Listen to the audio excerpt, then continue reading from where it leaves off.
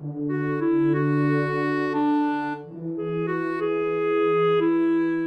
my name is Thomas Edward Scanlon, Jr.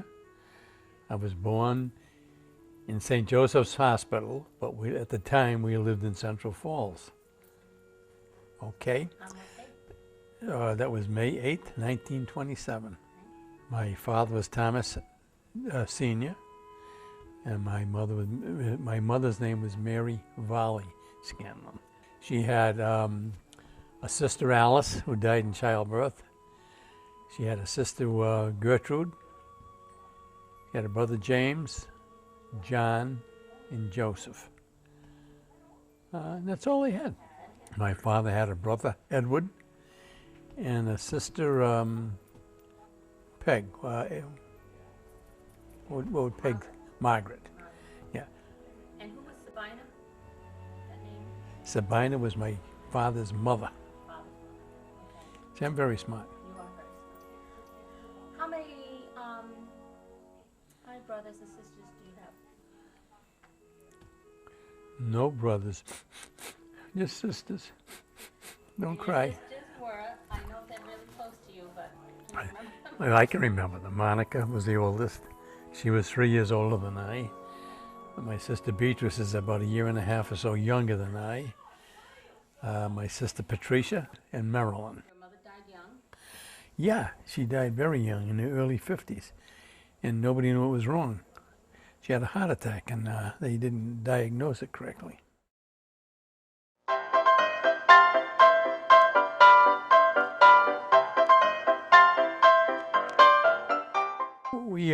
We grew up during the Depression, and we should have been well off.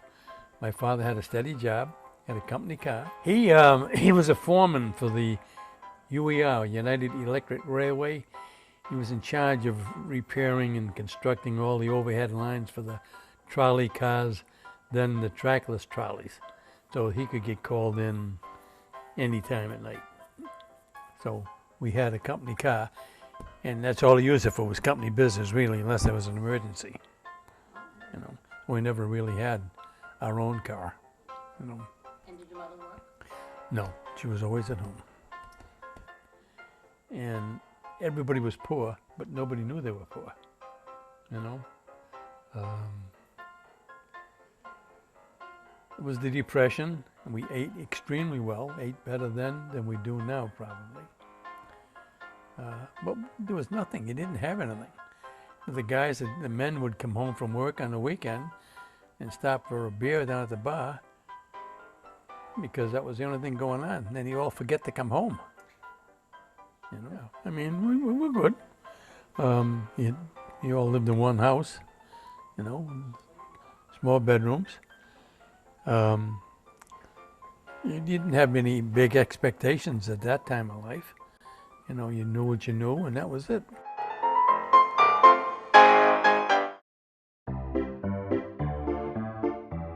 I went to Holy Trinity when we lived in Central Falls to start off.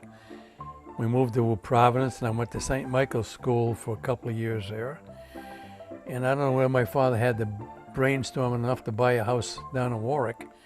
Otherwise, I'd have been in jail when we lived in South Providence. The only thing I can remember about Central Falls was in the winter, they didn't, what? They didn't plow the streets. They plowed the sidewalks. They used to have a horse and a sleigh type unit in back of it with a plow on it. And that because everybody walked to work. You know, the sales bleachery was right at the end of our street. In Providence, I remember there, we used to go to the Liberty Theater every Saturday. And on the way there, we'd jump the fence at the old folks' home on Broad Street and steal all the, what are those purple things that Ronnie likes? Eggplant, and smash them in the street. So you grew up in Central Falls and then you moved to South Providence? Yep. How old were you when you moved to South Providence? I don't know, maybe second, third, fourth grade, fifth grade in there. Right across from the police station on the corner of Hamilton Street. I think it was 52 Hamilton Street. And you wouldn't believe the area now. But it was all Irish, then. We moved to Warwick, and none of my mother's relatives could think, why are you moving so far? Except they were down every summer weekend to go swimming and, Where did you move to in Warwick? same place, right off West Shore Road by Salk's store. If you knew anything about Warwick, that's all you had to know. Connecticut, yeah. Well, Salk is over on. No, Salk's was Connecticut, right on the corner of West Shore Road. Salk's used to be in Oakland Beach, down way in the beach. That's the one that's on West Shore Road that you know. And the other one was on West Shore Road, right across from Woodbury Union Church. What was the address in Connecticut? 38 Maplewood Avenue. Memory like a steel trap. So I think we moved there about 1935 or 36. We were in Connecticut school when the Hindenburg, the airship that came from Germany, that went over Connecticut in the late afternoon because we were out of school. I remember it going right over, they must have gone by the airport as a landmark, then right over Connecticut School. You went from Connecticut School to Gorton High School. But it was great growing up there. We'd go swimming twice a day, every day, down at the beach, In the winter, the bay froze over. I can remember they had to have the icebreakers out to get some lumber companies used to be in Providence, downtown Providence, and they used to have to get the ships in and out. I remember automobiles being in the middle of the bay on the ice out there. We were there for the 38 hurricane. We were down there in the afternoon watching the waves hit. The waves are higher than this house. We thought it was great. Went back at night and the houses weren't there. So you were you went to high school. When did you meet the love of your life? Who was that? Anybody you know? Now, this scroungy little girl was sitting in front of us. We were seated alphabetically. We had one room for the whole senior class. Only had like 82 people. She sat in front of me in homeroom. And So it wasn't until you were seniors that you met? seniors in high school. Yeah, And awesome. chased me the rest of her life. And that was it. That was my demise. The war came, and I volunteered. I volunteered in beginning of 45, but they didn't take me for a month or two, so I was up in Sampson, New York. That's where the boot camp was. And How old are you now? 17, 18? 19 in there. And you went to boot camp for 10 or 12 weeks.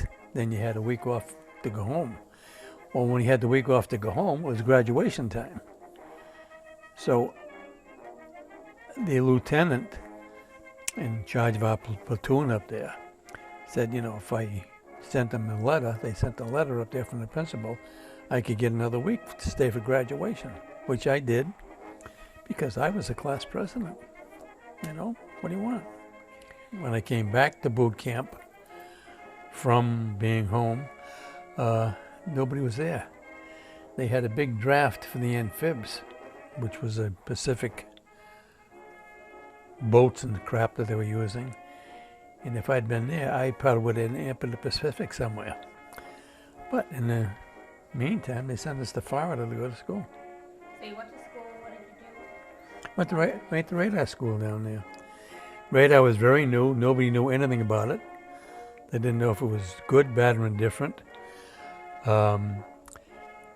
When we were working on the gear, we only stayed on it for a short period of time. We'd move around from one job to the other, in CIC, because they didn't know what it was doing to the people. But I'm all right. There's nothing wrong. They knew when they were sending us out there, they knew just where you were going to go. They knew what ships were coming into service and so forth. Like our ship was What was the name of your ship? Franklin D. Roosevelt, CVB 42, the Midway class. There were two ships, the Midway and the Roosevelt. Actually, it was supposed to be the Coral Sea, but Franklin Roosevelt died in April, so they changed the name. We became the Franklin Roosevelt. When you were in high school and war broke out, what was the feelings everybody was going to go. You know, we were too young at the time when in 41 was it? And we were too young to be accepted.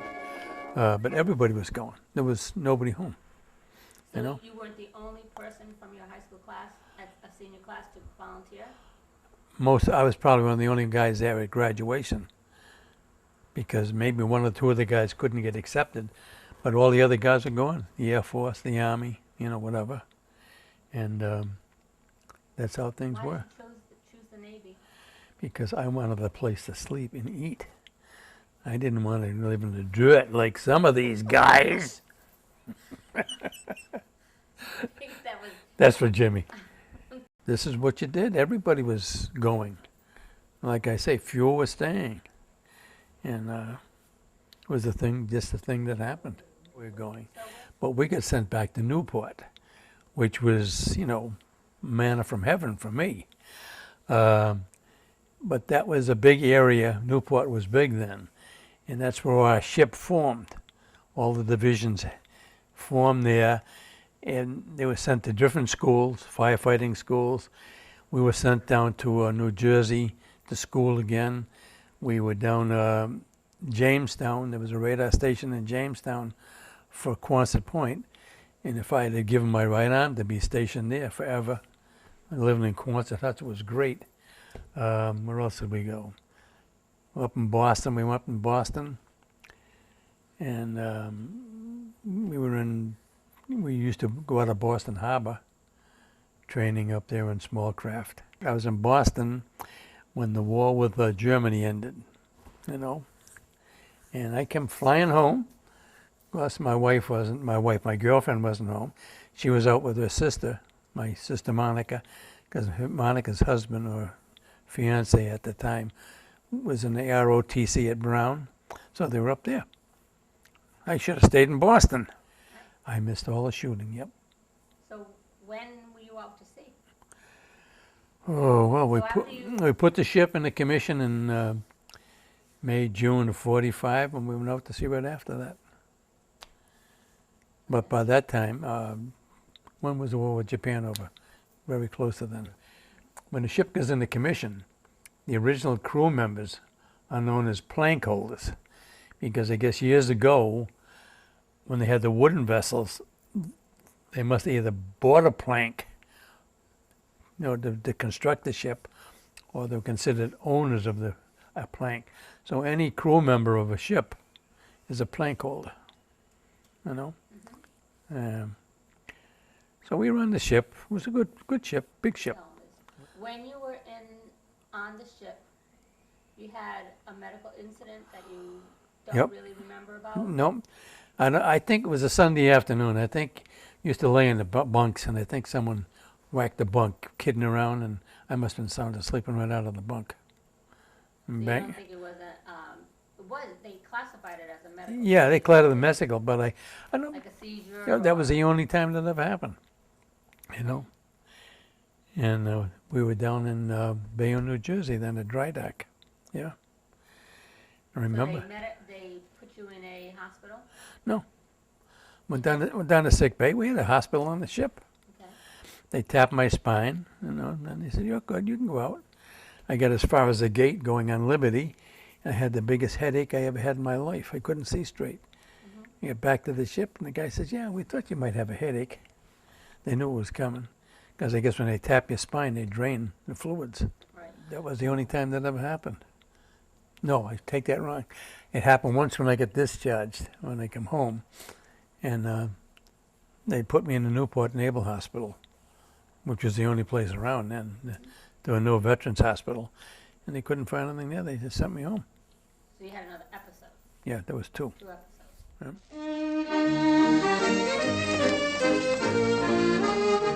What time, when did you come home, 1940? Oh God, I don't know the date. So you come home, you're not married, you're a bachelor, you're living a life. Who's waiting with bated breath? Are you kidding? That old lady, your mother there, had me right under her thumb. You kidding? They had a live one. They weren't going to let him get away. So you got out of the Army, the Navy, Yeah. and then you got married. Yeah, I started in school. I went up to Bryant Stratton, which is Bryant College now, And I was in classroom there, and there must have been 80, 90 people in the class. And I said, I'm not getting anywhere here, you know. You were going to be an accountant, I'm very smart. and you ended up a mailman? Hmm. I was going to be an accountant. I didn't like that, so I went to, which is New England Tech now, radio and stuff, and I didn't like that. So I went to work. What was your first job? Oh, let's see. I worked at Lassona, which is, Lassona's over on Strawberry Field Road. Used to be Universal Winding. They used to make winding machines. And I worked in the office there. How old were you when you got married? I was at least 21. Your mother was only 20, and you know the reason I know that? Because your grandmother had to sign for her to get the wedding license. I've never liked that woman since. You had to be signed at 20? 20, yep. 20, parents had to sign, and I always kidded Catherine. And what are you doing at this time? Is it this time you're in school that you're getting married? Some of the time I was in school, then you at Lassona then I was at Universal Winding. I was working there when we got married, yes. Okay, and I remember from the pictures you got married at 45 Ocean Avenue. That's where the reception was. Well, We Benedict. we get married at the old church at St. Benedict's Church. We get married there. The reception, we had a breakfast at 45 Ocean Avenue. Then we had the dinner at 45 Ocean Avenue because they'd already cleared the basement out and made the bar down in the basement. So you got married. Where'd you go from there? Where'd you move to right away? 172 Massachusetts Avenue. We couldn't find an apartment anywhere. Apartments were like hen's teeth. So you're working at Lassona, Yeah. the United Wire. No, in Lassona, not United Wire. Well, it's a big deal. And we What's went. Mom doing? You didn't ask where we went on a honeymoon. Oh, I know. Where? How do you know? You weren't even there. Nantucket. Yeah, went to Nantucket. You know, So where'd you go? You went to. went to Nantucket. You know, and had a very good time. She got sun poison. You know, her forehead all swelled up. You know, I got pictures of her sitting there in the woods and on a bike, and she looked like she's going to pass out. She took a boat then. She hasn't. Oh yeah. She hadn't gotten to that. She hadn't gotten claustrophobic. No. That came with time. She worked for Trafari Cruisman Official. She worked for Trafari Cruisman Official, which was a big jewelry manufacturer, which is just off Eddy Street. That's where she met Diane Sarabian. She could walk to work, and when we moved up to Georgia Avenue, Massachusetts Avenue, I could walk to work. You know, it was only a few blocks. And So you're married in June, yeah, and you have this blissful life. yep. And then the blissful life was spoiled because she was pregnant. I think I walked by the bedroom door and she became pregnant. Oh, really? Oh, you really? And what was the best thing that ever happened to you and Mom? What date was that? You mean when were you born? Is that what you're trying to say? Well, I mean, April 28th. no. 18? 3, 4, 18, 24, 20, 18th. April 18th, 1949, what happened? All that day. Describe that day explicitly. Well, the night before, Diane and Steve Sarabian, and for those who don't know those people, Steve was one of the smartest people I ever knew. He went to Rensselaer Polytech. He became a physicist? Yeah. Anyway, they sat in our little cocoon up there, timing pains with us, till we went to the hospital at midnight. You went from there to a house, because in the meantime, we bought a house on McKinley Street. Where was McKinley Street? McKinley Street was over near St. Rose's Church. So you worked and saved enough money? No, I was fortunate enough that the GI Bill came in and let us have enough money. And Kay and Gordon lived down the street, just in the corner from us. And these houses went for $6,600. The mortgage was $41.82 a month. You know, we paid our own taxes though. Brand new house, 2 bedrooms, living room, kitchen, bathroom, hardwood floors. The only thing is you had to go outside to get down into the basement, which is a full basement. The luckiest thing that ever happened to us when we bought those houses. You know. Then So what are you doing at this time? Mom has just had. let's see, where am I working then? I'm still working. Then I worked for Federal Chain. When I wasn't making enough money at Universal, I got a job at Federal Chain. I was in charge of the vault and the gold and the wire and stuff. And I stayed there. And when I was working there, I got a job one Christmas working for the post office for extra help. And the boss liked me, says, when you want to work steady? I says, yeah. He said, well, I don't know if I can guarantee you 40 hours, but we can come close to it. Made $1.40 an hour. I jumped at the job. I left Federal Chain, went there. And I don't think there was a week went by we didn't work less than 70 hours. This is all straight time, but this was money. You know, very good. It was very good. It was not like it is now. You did your work and they left you alone. But, you know, everybody worked like a dog because the work had to be done, and that's all we knew. The guy we worked for we thought was terrible. Come to find out he was the same way with everybody, so he was good. You know. So you went in and what would you go in and case up a route or everything was mail, so. Everything was mail. We'd go in sometimes, we'd sort the mail before we could even case the mail up. We'd make the pickup every night. 4 of us worked. 2 of us would be on the road picking the mail up. 2 of the other guys be inside sorting it, getting it ready to be put on the trucks. What was it like being a mailman at Christmas back then? You don't want to know. It was tough. Everybody sent a card to everybody they ever knew because cards were cheap, stamps were cheap, you know, and it was something I guess everybody did at the time. You'd send them a card. And you'd get cleaned up in the morning, leave there, and it'd be just as bad when you come back in the afternoon. You know, I mean, a lot of work. In the meantime, when we got through there, we had to go downstairs and sort the mail to send to the rest of the world. You know, same old, same old. So Mom has me in McKinley Street. Yep. You're working at the post office. And then I'm born in April. What happens the following May? Following May, Kathy came along, banged on the door. She said she wanted to join the crew. Kathy was born May 3rd. 3rd? Yeah. She was May 3rd the next year. And that is 1950. You tell me. 1950. They used to call those people Irish twins. Yeah. How do those next couple years go? Are you just working at the post office? Do you have any other jobs? Oh, no. You didn't have any other. We're working. We were working many hours a week. Couldn't have enough time for another job. Okay. Then we got a union in there. Everybody got a job for 40 hours a week. Then you had to work. Then we worked for Murphy the caterer. I used to work with an accountant, you know, part-time. Not too many things we didn't do. Used to do painting and papering with Jim Ryan. Now, then you had to make a couple of bucks on the side.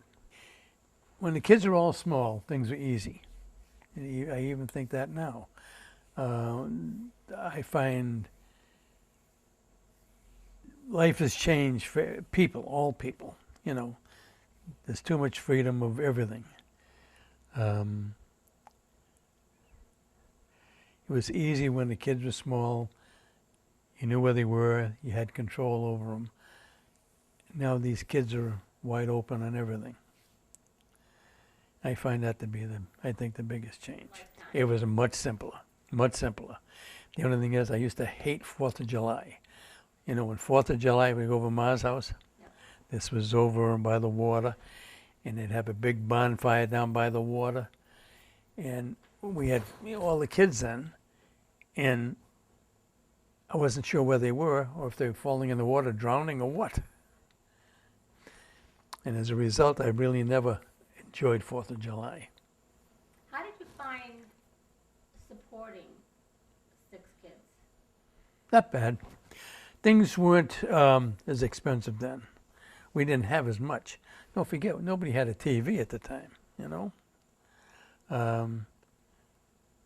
We went on vacation. And we went, we could go down to the beach. All you had to do to go to the beach is bring your lunch. There's no fee to get in the beaches. There's no fee to park your cars. I mean, this has all been put on in time. So those are the things. We'd go on a ride on a Sunday or whatever. Gas was 29 cents a gallon. We'd go in the woods and roads we never even knew where they were going. Just, for something to do and someplace to go. It was a much easier time, You never had to worry about kids being bothered by other persons, like you do now. I can remember my sister living in Connecticut, walking home from the neighbor's house at 11 or 12 o'clock at night. We didn't worry about that, or worry about where they were, what was happening to them. You'd think twice about it now. Mm-hmm. But it was like things were easier.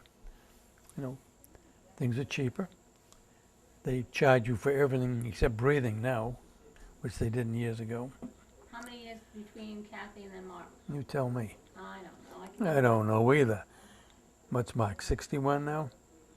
Kathy's 64. Kathy's 64. 64. I can remember meeting Kathy. 65, Yeah. 64. Yeah. I guess there's maybe 4 years, 5 years in there somewhere. And then we're all living on McKinley Street. Yes. And then we move over to... Lough Avenue. But that's when Lisa came along then. Yep. I can remember the first day we moved in there. We never had a porch on the house before. And the porch we had on Lough Avenue was all glassed in. And I can remember the 3 of you guys went out there and had lunch on the porch in the sun. And there was plenty of room. There were 3 bedrooms. We soon filled all those up. So then you have Lisa. Lisa came along. And Peter came after she. Then Sheila came. Then the house was full.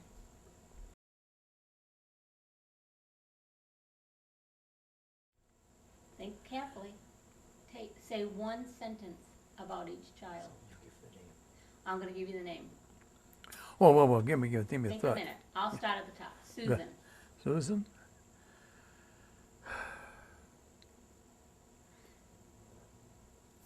You're making it tough. One sentence. Right now, probably the most confident. Right this time of life. As a kid. As a kid, went to bed at 9 o'clock no matter what. Jimmy, go home. I'm going to go to bed. Kathy. Kathy was very fortunate to live. When she was born, one of her lungs didn't open up. Mark was the easiest one of everybody to bring up. Used to call him Straight Arrow when he was down at college. Never did anything on the line, nothing on the line. He was a very good athlete, He was very easy to bring up. And he and his mother used to call him, when they were making cookies, he and his mother in the kitchen. What'd you call them? There were 2 names. Yeah, well, they make cookies. He'd be baking cookies with your mother. Mark? Yeah.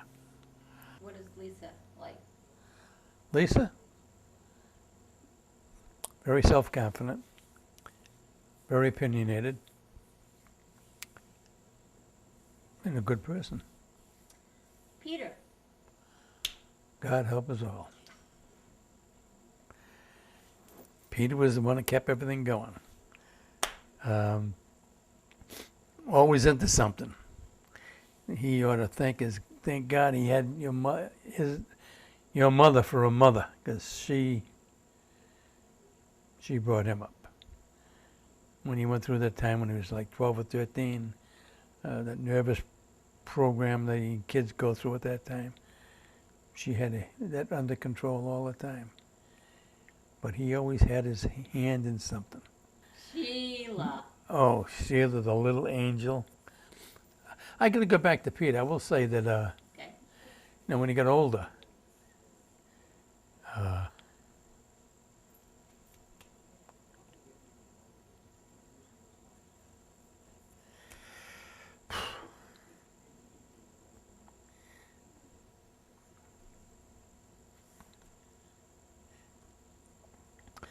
when your mother was sick,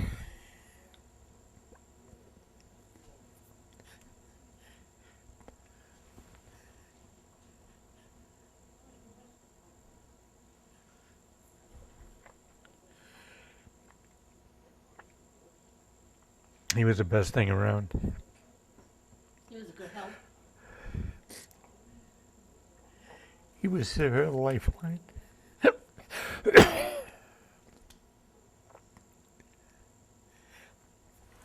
Then you have Sheila.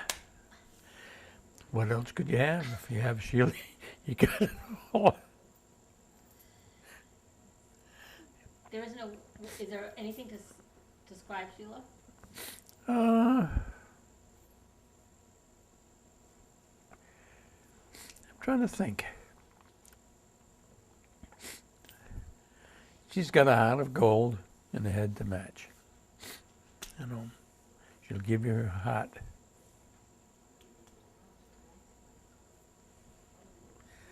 Yep. So that's about all.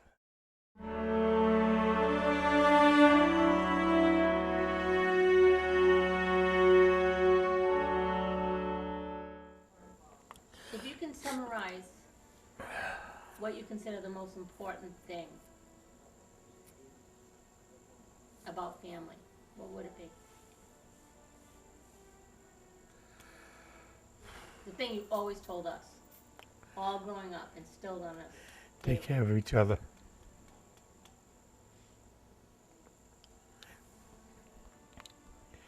Yep, take care of each other.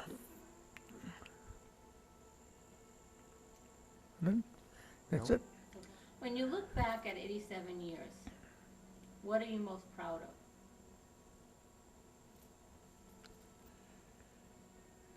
I don't know.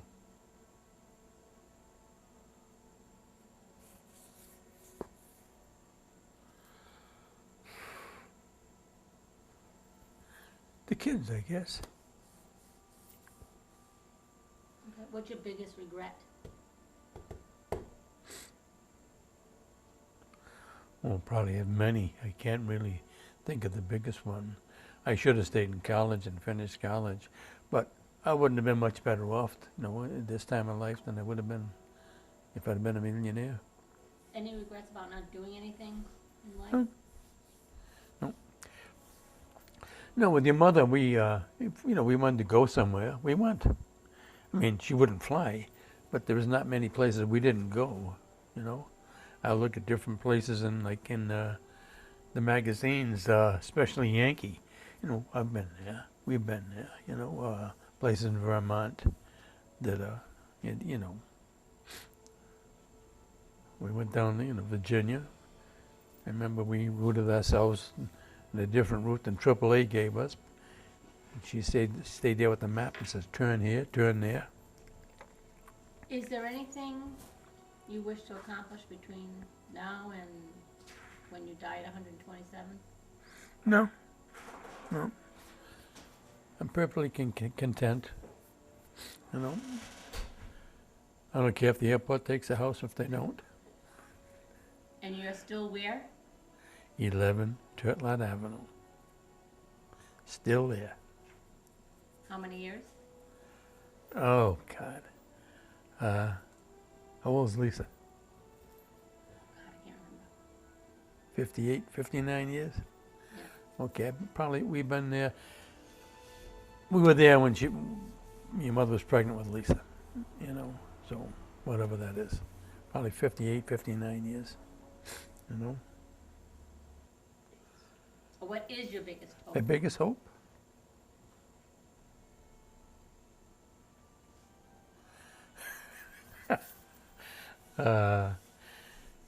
I'm very fortunate the way things are going. I'm not hoping for too much.